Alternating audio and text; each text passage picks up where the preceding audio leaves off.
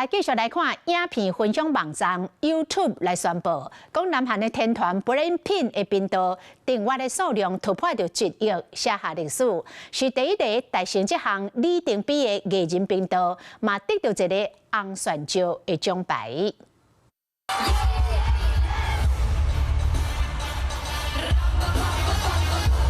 南韩的女子天团 BLACKPINK 争气正旺，真正正式宣布全员合体，推出着全新的正规专辑回归。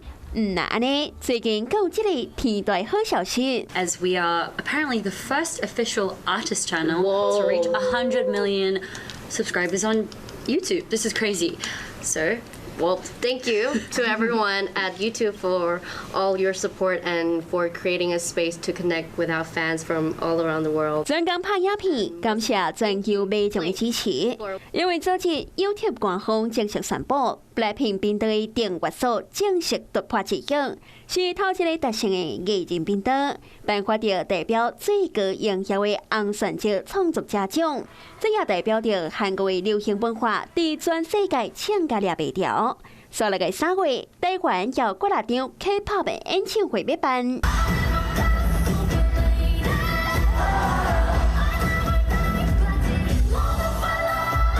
2024年10月，人气女团 idol 登上台北的小巨蛋。所来个今年的3月初7，将会成功徛起哩台北的大巨蛋。那 idol 也有女团 BLACKPINK、乐团 TXT、CNBLUE 等等隆重乐团，做伙伫台湾开演唱会。